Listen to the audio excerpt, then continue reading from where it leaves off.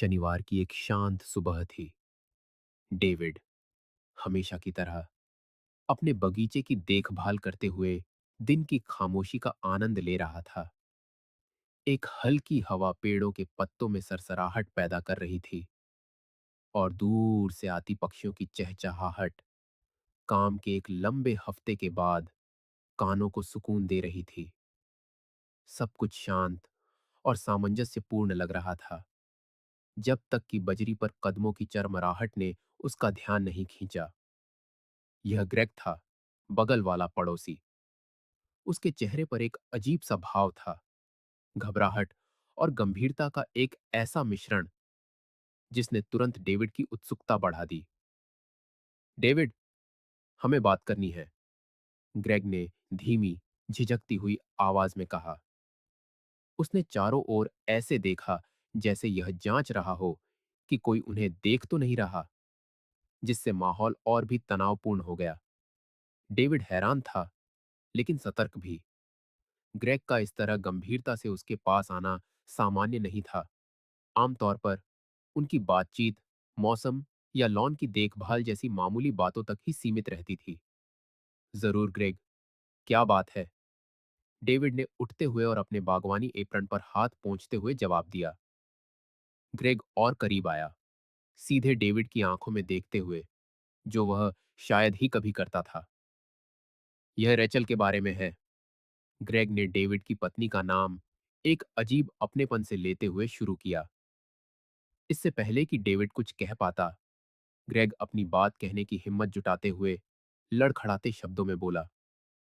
मुझे नहीं पता कि यह तुम्हें कैसे बताऊं, लेकिन मैं उसके लिए जुनूनी हो गया हूं। इस कबूलनामे ने डेविड के दिल की धड़कन बढ़ा दी। एक पल के लिए उसे लगा कि उसने गलत सुना है। तुम क्या कहना चाह रहे हो, ग्रेग?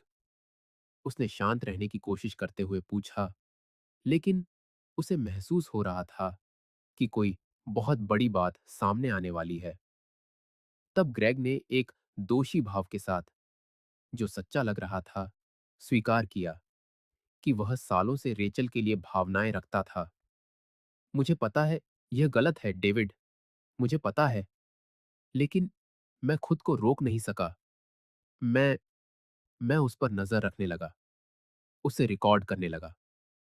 इसीलिए नहीं कि मैं तुम्हें या उसे चोट पहुंचाना चाहता था, बल्कि इसलिए क्योंकि मैं उसे किसी बुरे इंसान के हाथों खोने का विचार सहन नहीं कर सकता था। डेविड जड़वत खड़ा था, इन शब्दों को समझने की कोशिश कर रहा था। रिकॉर्डिंग? उसने दोहराया। उसकी आवाज उम्मीद से ज्यादा ऊंची थी।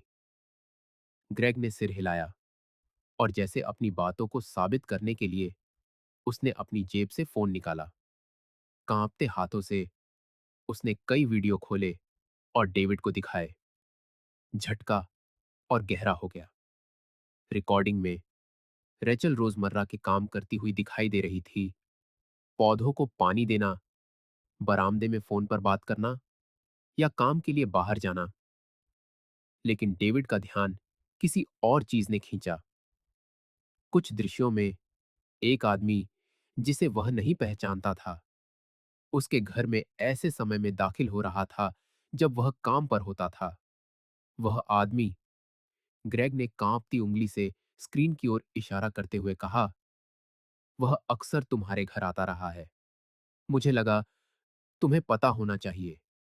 डेविड एक पल के लिए सुन्न हो गया। ग्रेग के फोन पर छवियों को घूरता रहा। ऐसा लगा जैसे उसकी नसों में खून खौल रहा हो। तुमने ऐसा क्यों किया ग्रेग? तुम होते कौन हो हमारी निजता में इस तरह दखल देने वाले? उसने गुस्से से भरी आवाज में पूछा। ग्रेग पीछे हट गया, बचाव में अपने हाथ उठाते हुए। मुझे पता है, मैंने गड़बड़ कर दी डेविड, लेकिन मुझे चिंता हो रही थी। मुझे लगा मुझे लगा कि वह तुम्हें धोखा दे रही है और तुम इसके लायक नहीं हो। ग्रेग के शब्द भ्रमित करने वाले थे और ऐसे तर्कों से भरे थे जो चीजों को और भी बदतर बना रहे थे। डेविड उस पर चीखना चाहता था, लेकिन वह जानता था कि इससे कुछ हल नहीं होगा।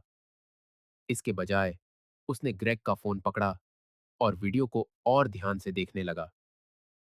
वह रहस्यमयी आदमी कई बार दिखाई दिया, हमेशा सामने के दरवाजे से आता था और रेचल उसका स्वागत करती थी।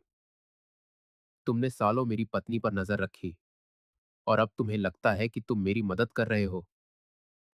डेविड ने तिरस्कार के साथ फोन ग्रेग को वापस देते हुए पूछा। मैं बस उसकी रक्षा करना चाहता था, ग्रेग ने फुसफुसाया। उसकी आवाज अब कमजोर थी। डेविड को समझ नहीं आ रहा था कि क्या प्रतिक्रिया दे। सदमा, गुस्सा और भ्रम उसके दिमाग में घूम रहे थे। उसे जवाब चाहिए थे, लेकिन वह जानता था कि ग्रेग उसे जवाब नहीं दे पाएगा। बिना एक और शब्द कहे वह मुड़ा और घर के अंदर चला गया, अपने पड़ोसी को बगीचे में अकेला छोड़कर। उसने जो कुछ भी सीखा था उसका बोझ भारी था, लेकिन एक बात साफ थी, उसे रेचल का सामना करना था और उसे यह अभी करना था। डेविड घर में दाखिल हुआ। उसकी भावनाएं उथल-पुथल में थीं। गुस्सा उसकी नसों में दौड़ रहा था, लेकिन उसके नीचे कुछ और भी था जो ज्यादा परेशान करने वाला था। शक। वह डाइनिंग टेबल पर बैठ गया, दरवाजे को घूरता हुआ रेचल के आने का इंतजार कर रहा था। घर की खामोशी लगभग बाहरी कर देने वाली थी। जब दरवाजा आखिरकार खुला और रेचल अपने सामान्य शांत भाव के साथ अंदर आई, तो डेविड को लगा कि उसका संदेह और भी भारी हो गया है। रेचल ने अपना बैग काउंटर पर रखा और उसकी तरफ देखा। तुरंत समझ गई कि कुछ गड़बड़ है। डेविड, क्या बात है? तुम परेशान लग रहे हो। उसने एक गहरी सांस ली, शांत रहने की कोशिश करते हुए, लेकिन शब्द एक गोली की तरह निकले। बैठ जाओ रेचल, हमें बात करनी है। वह झिझकी, लेकिन उसकी आवाज में गंभीरता देखकर वह उसके सामने बैठ गई, अपने हाथ मेज पर रखकर। तुम मुझे डरा रहे हो। हुआ क्या है? डेविड ने अपनी जेब से फोन निकाला और बिना कुछ कहे वही वीडियो खोला जो ग्रेग ने उसे दिखाया था। उसने डिवाइस को मेज पर सरका दिया, स्क्रीन उसकी ओर घुमाकर। रेचल ने त्योरियां चढ़ाई, सावधानी से फोन उठाया और देखने लगी। उसके चेहरे का भाव जिज्ञासा से बदलकर सदमे में बदल गया। जब वीडियो खत्म हुआ तो उसने फोन वापस मेज पर रख दिया और डेविड को देखा। उसकी आंखें चौड़ी थीं। यह किसने किया? कौन मुझे रिकॉर्ड कर रहा था? उसने पूछा। उसकी आवाज में गुस्सा साफ था। डेविड ने नजरें नहीं हटाईं। अभी यह मायने नहीं रखता रेचल। जो मायने रखता है वह यह है कि वह आदमी कौन है जो हमारे घर में तब आता है जब मैं यहां नहीं होता। वह कई बार दिखाई देता है। कौन है वह? रेचल कुछ पल चुप रही, जैसे ध्यान से अपने शब्द चुन रही हो। अंत में उसने दृढ़ता से उसकी आंखों में देखा। डेविड, मैंने तुम्हें धोखा नहीं दिया है। मैं ऐसा कभी नहीं करूंगी। तुम्हें मुझ पर भरोसा करना होगा। भरोसा? डेविड ने दोहराया। उसकी आवाज में हताशा बढ़ रही थी। वह खड़ा हो गया, कमरे में चक्कर काटने लगा। मैं तुम पर कैसे भरोसा करूं जब एक आदमी हमारे घर में आ रहा है और तुमने कभी इसका जिक्र तक नहीं किया? तुम इसे कैसे समझाओगी रेचल? वह बैठी रही, उसकी ऊंची आवाज के बावजूद शांत। मैं इसे अभी नहीं समझा सकती, यह सही समय नहीं है, लेकिन मुझे तुम्हारा भरोसा चाहिए। डेविड रुका और अविश्वास से उसकी ओर मुड़ा। सही समय नहीं है? रेचल, हम किसी ऐसी चीज के बारे में बात कर रहे हैं जो हमारी शादी को बर्बाद कर सकती है। तुम मुझसे इंतजार करने के लिए कैसे कह सकती हो? रेचल खड़ी हो गई, अपनी बाहें बांधकर। मुझे पता है यह अजीब लग रहा है, लेकिन तुम्हें मुझ पर भरोसा करना होगा। मैं अभी सिर्फ इतना कह सकती हूं कि तुम इस बारे में गलत हो। जब सही समय आएगा मैं तुम्हें बता दूंगी, लेकिन अभी नहीं। बस यही कहना है तुम्हें? अभी नहीं? उसने अविश्वास में सिर हिलाते हुए पूछा। तुम मुझसे कुछ छिपाते हुए भरोसे की उम्मीद कर रही हो। रेचल ने एक गहरी सांस ली, लेकिन कुछ और नहीं कहा। वह बस उसे देखती रही, दृढ़ और अटल। डेविड जानता था कि उसे उस रात उससे और कोई जवाब नहीं मिलेगा। बिना एक और शब्द कहे उसने अपनी चाबियां उठाईं और दरवाजा पटक कर बाहर चला गया। चाहे उसने कितनी भी कोशिश की, वह उसके शब्दों का बोझ नहीं उतार सका। तुम्हें मुझ पर भरोसा करना होगा। डेविड ने पूरी रात जाग कर बिताई। उसके विचार एक बवंडर की तरह घूम रहे थे। रेचल के शब्द, तुम्हें मुझ पर भरोसा करना होगा, इस बारे में बात करने का यह सही समय नहीं है, उसके दिमाग में लगातार गूंज रहे थे। वह तय नहीं कर पा रहा था कि यह एक सच्ची विनती थी या कुछ गंभीर छिपाने की कोशिश।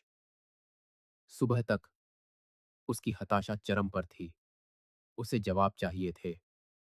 दृढ़ निश्चय के साथ डेविड सामान्य से पहले घर से निकल गया, लेकिन काम पर जाने के बजाय उसने अपनी कार पास की एक सड़क पर खड़ी कर दी। वहां से उसे अपने घर का साफ नजारा दिख रहा था। रेचल पर जासूसी करने का विचार असहज, यहां तक कि गलत लग रहा था, लेकिन वह सच्चाई का पता लगाने के लिए कुछ भी करने को तैयार था। समय धीरे धीरे सरक रहा था। जब वह घर को देख रहा था, कार का इंजन बंद था और उसकी आंखें सामने के दरवाजे पर टिकी थीं। उसने रेचल को खिड़कियां खोलते और बगीचे को संवारते देखा, ठीक वैसे ही जैसे वह किसी भी दूसरे दिन करती थी। लेकिन दो लेकिन दोपहर से कुछ देर पहले एक पुरानी कार घर के सामने आकर रुकी। डेविड ने ग्रेग की रिकॉर्डिंग से उस गाड़ी को तुरंत पहचान लिया। उसका दिल जोर जोर से धड़कने लगा। एड्रेनालाइन और गुस्सा एक साथ उमड़ पड़ा जब उसने उस आदमी को कार से बाहर निकलते देखा। यह वही आदमी था जो वीडियो में था, लंबा, गंभीर चेहरे वाला और पर्पसफुल चाल वाला, कंधे पर एक साधारण बैग लटकाए हुए। डेविड अपनी सीट पर आगे झुक गया, उस आदमी को दरवाजे की घंटी बजाते हुए देख रहा था।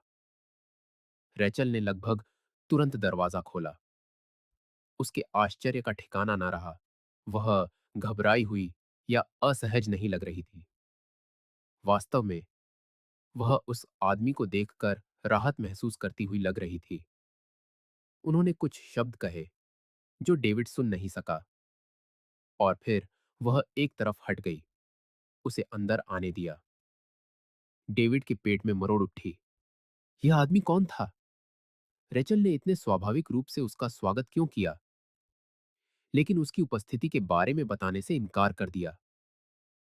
वह कार में ही रहा, घर में घुसकर उन दोनों का सामना करने की अपनी इच्छा से लड़ता रहा, लेकिन किसी चीज ने उसे रोक रखा था। वह जानता था कि कोई भी कदम उठाने से पहले उसे और समझने की जरूरत है। लगभग 1 घंटे के बाद वह आदमी चला गया। उसने अपनी कार में बैठने और दूर जाने से पहले जल्दी से चारों ओर देखा। डेविड ने उसके नजर से ओझल होने तक इंतजार किया और फिर घर की ओर बढ़ा। उसने चुपचाप प्रवेश किया और रेचल को रसोई में पाया, जो किसी सोच में डूबी हुई लग रही थी। उसके कदमों की आहट सुनकर वह मुड़ी, और एक पल के लिए उसकी आंखों में कुछ दिखा, शायद अपराध बोध, शायद चिंता। वह कौन था? डेविड ने सीधे पूछा। उसकी आवाज स्थिर थी। रेचल ने एक गहरी सांस ली, जैसे उसे पहले से ही पता था कि यह सवाल आने वाला है। मैंने तुमसे कहा था, तुम्हें मुझ पर भरोसा करना होगा। भरोसा? डेविड ने कहा। उसकी हताशा सतह पर आ गई। मैं तुम पर कैसे भरोसा करूं, जब एक आदमी जिसे मैंने पहले कभी नहीं देखा हमारे घर में तब आ रहा है जब मैं यहां नहीं हूं? कौन है वह? उसने करीब आते हुए मांग की। रेचल ने अपनी बाहें बांध ली, अपना संयम बनाए रखते हुए। वह मेरा भाई है, डेविड। उस जवाब ने उसे चौंका दिया। तुम्हारा भाई? तुमने मुझे कभी नहीं बताया कि तुम्हारा कोई भाई है। उसने नजरें चुरा ली, स्पष्ट रूप से असहज, क्योंकि वह 10 साल से जेल में था। डेविड अवाक रह गया। रेचल के शब्द हवा में सीसे की तरह लटके हुए थे। उसे समझ नहीं आया कि क्या जवाब दे। जेल में? उसने समझने की कोशिश करते हुए दोहराया। किस लिए? रेचल जारी रखने से पहले झिझकी। उसने जवानी में गलतियां करतियां की थी। उसे चोरी के लिए जेल हुई थी। लेकिन उसने जो किया, उसकी सजा काट ली है डेविड। वह हाल ही में बाहर आया है और अपनी जिंदगी फिर से बनाने की कोशिश कर रहा है। मैं ही उसका एकमात्र परिवार हूं। डेविड ने अपने चेहरे पर हाथ फेरा। इस रहस्योद्घाटन को पचाने की कोशिश कर रहा था। और तुमने मुझे क्यों नहीं बताया? यह मुझसे क्यों छिपाया? क्योंकि मुझे पता था कि तुम कैसी प्रतिक्रिया दोगे, रेचल ने जवाब दिया। उसकी आवाज भावनाओं से भारी थी। मुझे पता था कि तुम शक करोगे, कि तुम हर चीज पर सवाल उठाओगे। मैं बस उसे तुम्हें बताने से पहले अपने पैरों पर वापस खड़े होने का एक मौका देना चाहती थी। डेविड ने सिर हिलाया, सही शब्द खोजने के लिए संघर्ष कर रहा था। एक तरफ उसे यह जानकर राहत की लहर महसूस हुई कि कोई बेवफाई नहीं थी, लेकिन दूसरी तरफ उसे एक अलग तरह से धोखा महसूस हुआ। मुझे नहीं पता कि क्या सोचूं रेचल, लेकिन यह मुझसे छिपाना ठीक नहीं था। मुझे पता है, उसने धीरे से स्वीकार किया। लेकिन वह मेरा भाई है, डेविड। उसे अभी मेरी जरूरत है और मुझे तुम्हारे भरोसे की जरूरत थी। डेविड ने उसे एक लंबे पल के लिए देखा, अनिश्चित था कि क्या कहे। टुकड़े जुड़ने लगे थे, लेकिन यह एहसास कि कुछ अभी भी गड़बड़ है उसे छोड़ नहीं रहा था। वह जानता था कि यह बातचीत अभी खत्म नहीं हुई है। डेविड इस कहानी को यहीं खत्म नहीं कर सका। यह तथ्य कि रेचल ने कभी जिक्र नहीं किया था कि उसका एक भाई है, और यह कि उसने 10 साल जेल में बिताए थे, उसके दिमाग में घूमता रहा। उसके स्पष्टीकरण के बावजूद कुछ अभी भी अटपटा लग रहा था। जिस तरह से उसने स्थिति को संभाला था, उसमें एक सोची समझी ठंडक थी, एक ऐसी दृढ़ता जो उसने पहले कभी उसमें नहीं देखी थी। डेविड जानता था कि उसे जवाब चाहिए, और इस बार वह रेचल के सही समय का इंतजार नहीं करेगा। उसी रात जब रेचल नहा रही थी, डेविड ने उसका फोन ले लिया। वह जानता था कि यह गलत है, लेकिन उसका संदेह उसे खाए जा रहा था। डिवाइस को अनलॉक करके उसने कुछ और सबूत खोजना शुरू कर दिया। मार्क नाम के किसी व्यक्ति को हाल ही में कोई संदेश नहीं था, जो नाम उसने अपने भाई के लिए बताया था। कॉल लॉग में केवल एक अज्ञात नंबर था, जिसका पिछले कुछ महीनों में कई बार इस्तेमाल किया गया था। डेविड ने नंबर नोट कर लिया और जांच करने का फैसला किया। अगले दिन अपने लंच ब्रेक के दौरान उसने एक पब्लिक फोन से उस नंबर पर कॉल किया। उसका दिल जोरों से धड़क रहा था। कुछ रिंग के बाद एक गहरी, थकी हुई आवाज ने जवाब दिया, हेलो। दूसरी तरफ की आवाज सतर्क और सावधान थी। डेविड बोलने से पहले एक पल के लिए झिझका। यह कौन है? कौन पूछ रहा है? जवाब तेज और संदिग्ध था। डेविड ने तनाव बढ़ता हुआ महसूस किया। मेरा नाम डेविड है। मैं रेचल का पति हूं, उसने अंत में आत्मविश्वास से कहने की कोशिश करते हुए कहा।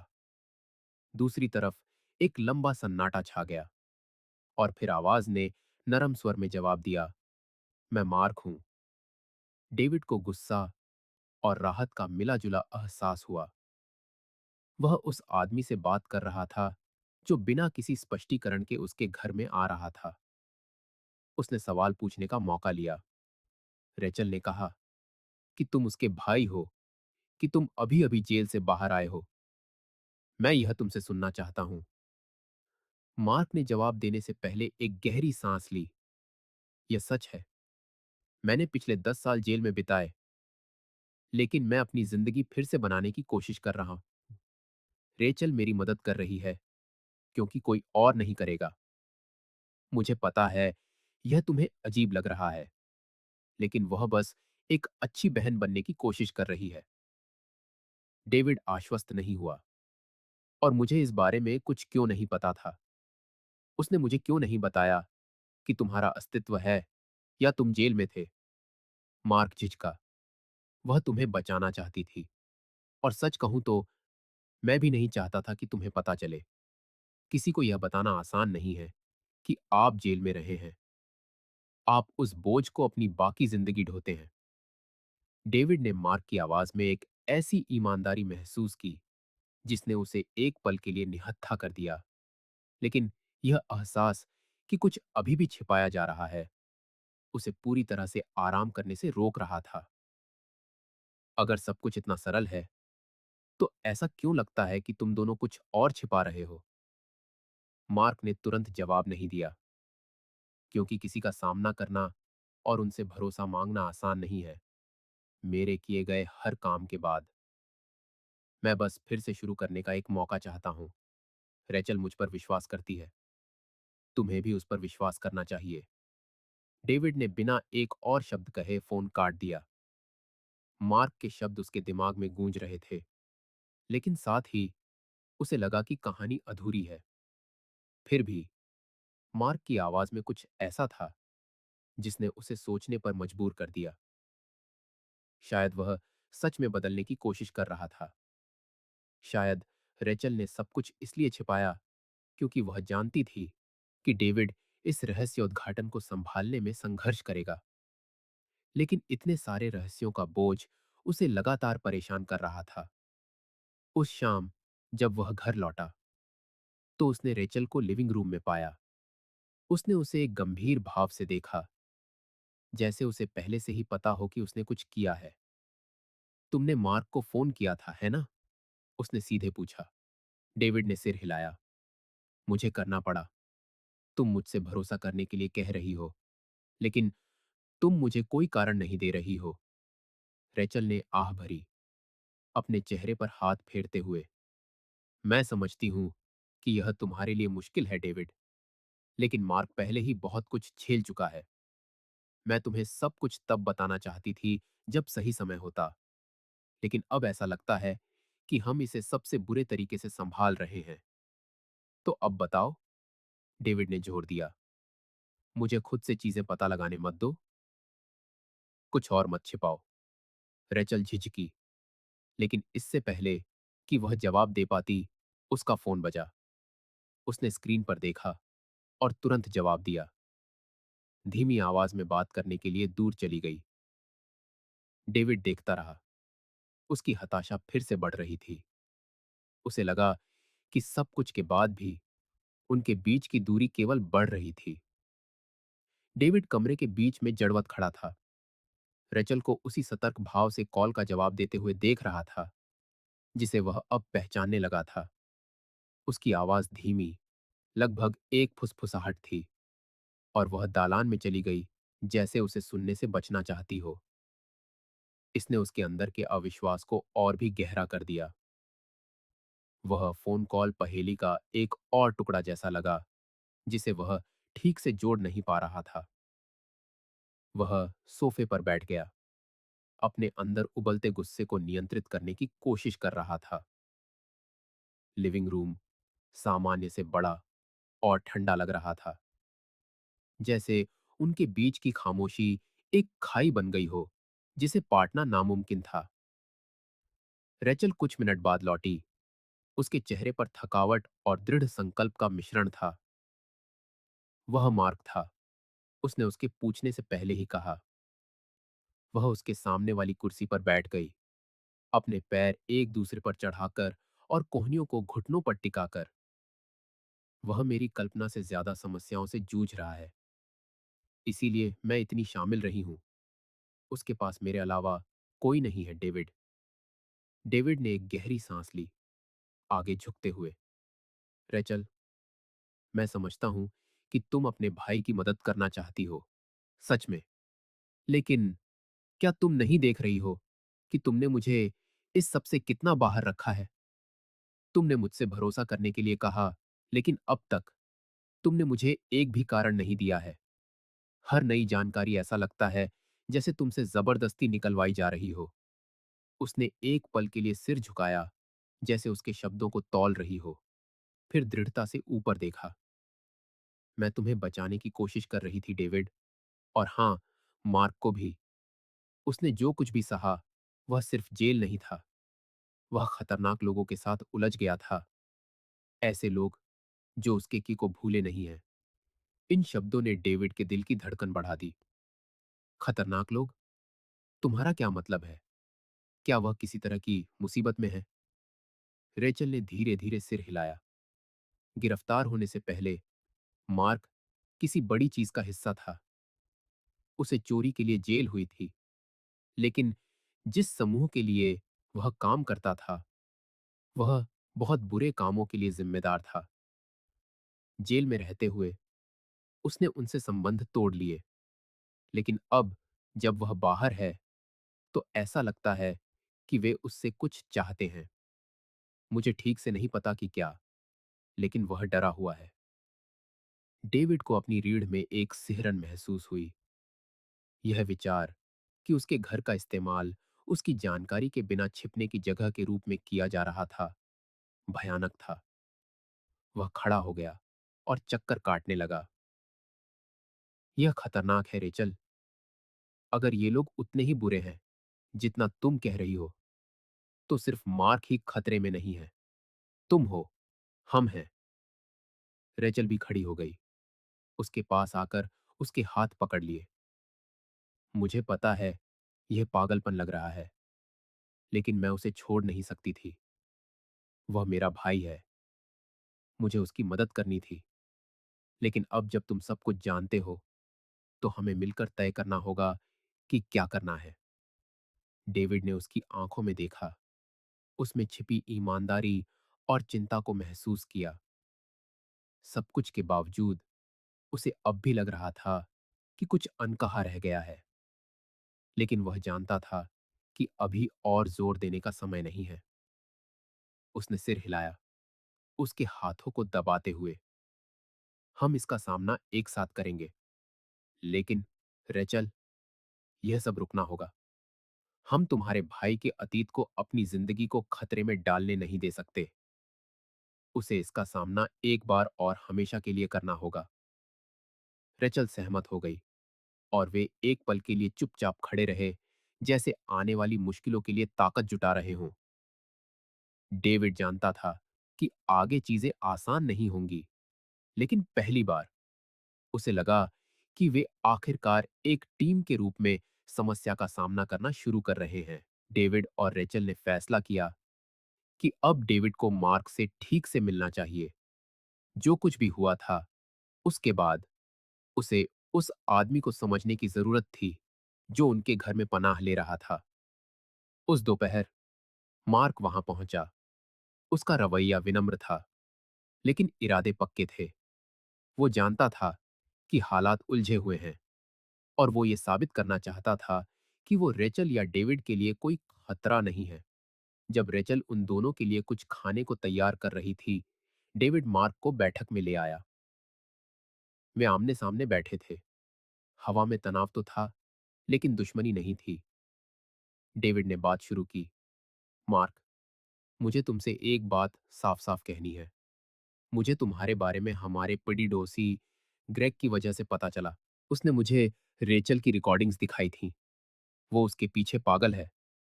मार्क की आंखें हैरानी से फैल गईं। उसने मेरी बहन को रिकॉर्ड किया। उसकी आवाज में हैरानी और गुस्सा दोनों था। और तुमने ऐसा होने कैसे दिया, डेविड? डेविड ने एक गहरी सांस ली, उस अपराध बोध से जूझते हुए जो अब भी उसे खाए जा रहा था। जब तक उसने मुझे दिखाया नहीं, मुझे पता नहीं था। ये सब वहीं से शुरू हुआ। उसे लगा कि तुम कोई और हो, जिसका रेचल के साथ कोई रिश्ता है। लेकिन अब जब मुझे सच पता चल गया है, तो मैं इस किस्से को हमेशा के लिए खत्म करना चाहता हूं। मार्क ने अपनी बाहें सीने पर बांध ली और उसके चेहरे पर एक स्याह गुस्सा उतर आया। तो मतलब उसने मेरी बहन की निजता में दखल दिया, उसकी इजाजत के बिना उसे रिकॉर्ड किया।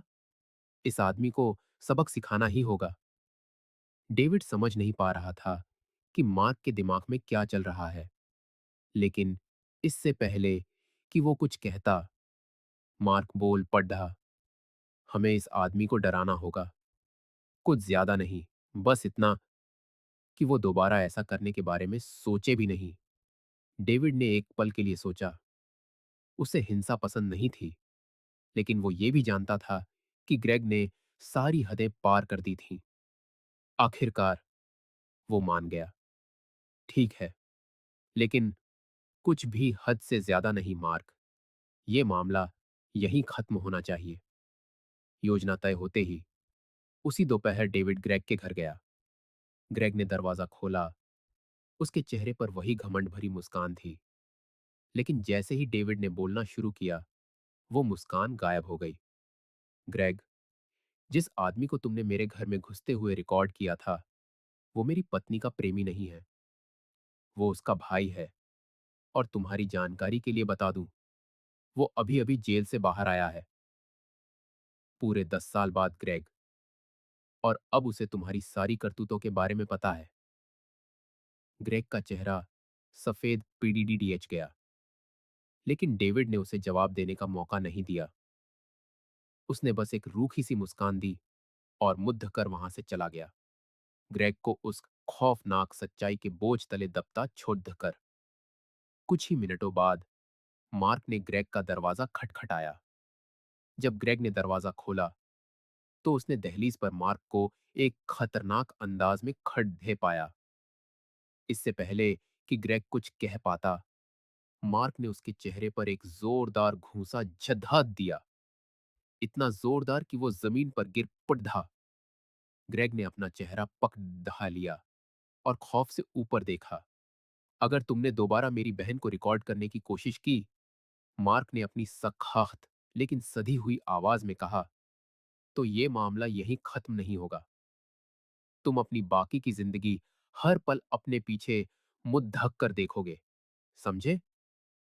ग्रेग सिर्फ सिर हिला सका। उसकी हिम्मत नहीं हुई कि वो मार्क से आंखें मिला पाए। मार्क एक कदम पीछे हटा और उसकी तरफ उंगली उठाई। ये तुम्हारी आखिरी चेतावनी है। जब मार्क रेचल के घर लौटा, तो वो पहले से ज्यादा शांत था। वे तीनों बैठक में बैठे और मार्क ने एक उदास मुस्कान के साथ कहा, मैं यहां नहीं रह सकता। अगर मैं रहा, तो तुम दोनों के लिए और मुसीबतें ही लाऊंगा। ब्राजील में मेरा एक दोस्त है, जो मुझे एक नई शुरुआत करने में मदद कर सकता है। वहां मैं हर पल पीछे मुंह ढककर देखने के डर के बिना शांति से रह सकता हूं। रेचल ने कुछ कहना चाहा, लेकिन मार्क ने सिर हिलाकर उसे रोक दिया। मैंने अपना मन बना लिया है, और इस बार मैं सब कुछ सही तरीके से करूंगा। तुमने मेरे लिए जो कुछ भी किया, उसके लिए शुक्रिया। अगले कुछ दिन अलविदा कहने और चीजों को फिर से संभालने में गुजर गए। डेविड और रेचल जानते थे कि मार्क एक बेहतर भविष्य की ओर जा रहा था, लेकिन उन्हें उसकी कमी खल रही थी। मार्क के जाने के कुछ ही समय बाद डेविड ने एक और बड़ेढ़ा फैसला लिया। रेचल, ये घर, ये पोडेडिड होसी, ये सब अब ठीक नहीं है। चलो, सब कुछ बेचकर कहीं शांत जगह पर चलते हैं, जहां ना कोई ताक झांक करने वाला पोडेडिड होसी होगा, ना कोई परेशानी। रेचल मान गई और दोनों मिलकर एक नई जिंदगी की योजना बनाने लगे। डेविड एक ऐसी एकांत जगह चाहता था, जहां उन्हें आखिरकार वो सुकून मिल सके जिसकी उन्हें सख्त जरूरत थी। यह एक नए अध्याय की शुरुआत थी, और दोनों सब कुछ पीछे छोड़ ढककर अपने आने वाले कल पर ध्यान देने के लिए तैयार थे, जिसे वे साथ मिलकर बनाने वाले थे। वीडियो देखने के लिए धन्यवाद। अगर आपको यह पसंद आया, तो चैनल को सब्सक्राइब करना और नोटिफिकेशंस ऑन करना न भूलें, ताकि आप कोई भी अपडेट मिस न करें। मिलते हैं अगली बार।